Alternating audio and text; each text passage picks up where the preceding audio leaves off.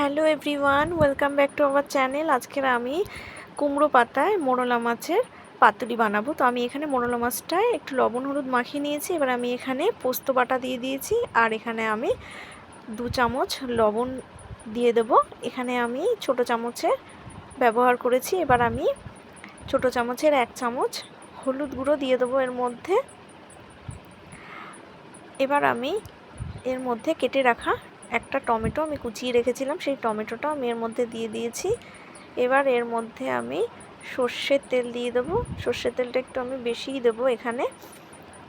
এবার আমি এর মধ্যে 2 চামচ টক দই দিয়ে দেব। টক দইটা দিয়ে এবার আমি এর মধ্যে ধনেপাতা কুচিয়ে রেখেছিলাম, সেই ধনেপাতা কুচিটাও এর মধ্যে দিয়ে দেব।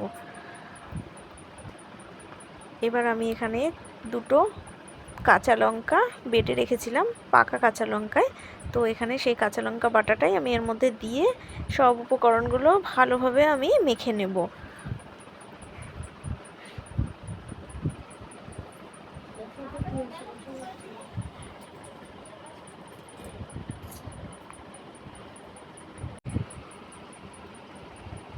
মাছটা মাখা হয়ে গেছে। এবার আমি এর মধ্যে কালারের জন্য 1 চামচ কাশ্মীরি লঙ্কার গুঁড়ো দিয়ে দিয়েছি।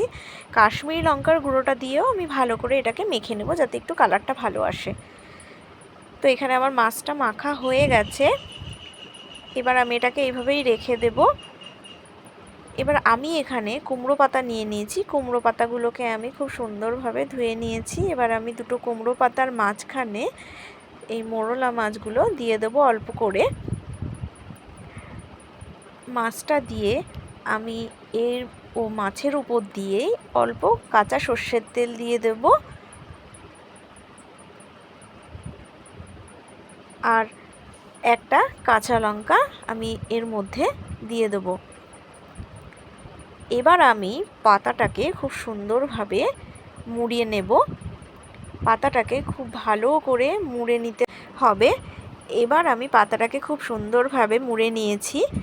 এবার আমি সুতো দিয়ে পাতাটাকে ভালো করে বেঁধে নেব।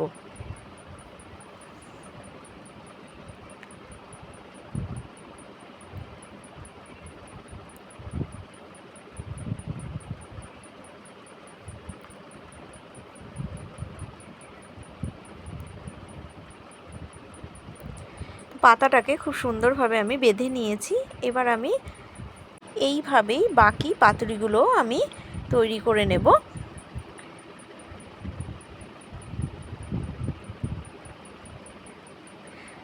তো আমি এখানে সব কটা পাতুরি সুন্দরভাবে তৈরি করে নিয়েছি। এবার একটা কড়াইতে আমি অল্প একটু সর্ষের তেল দিয়েছি। এবার সর্ষের তেলটা গরম হয়ে আসছে, এর মধ্যে আমি পাতুরিগুলোকে দিয়ে দেব।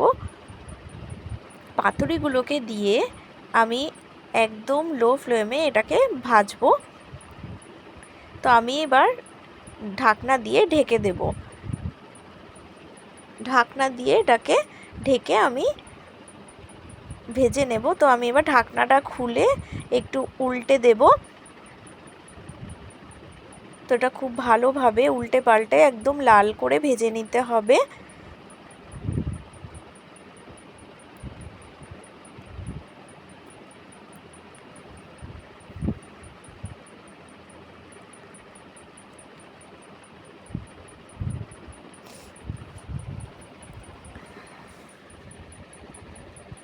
তো আমি পাতুরিগুলোকে খুব সুন্দরভাবে উল্টে পাল্টে লাল করে ভেজে নিচ্ছি।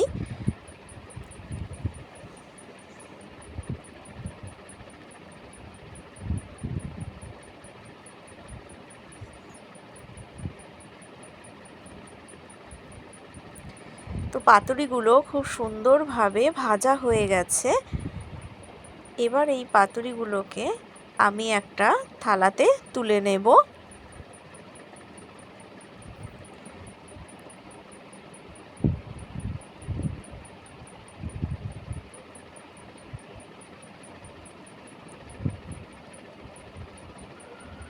পাতুরিগুলো খুব সুন্দরভাবে ভাজা হয়েছে।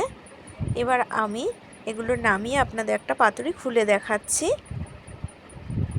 যে মাছগুলো কত সুন্দরভাবে হয়ে গেছে।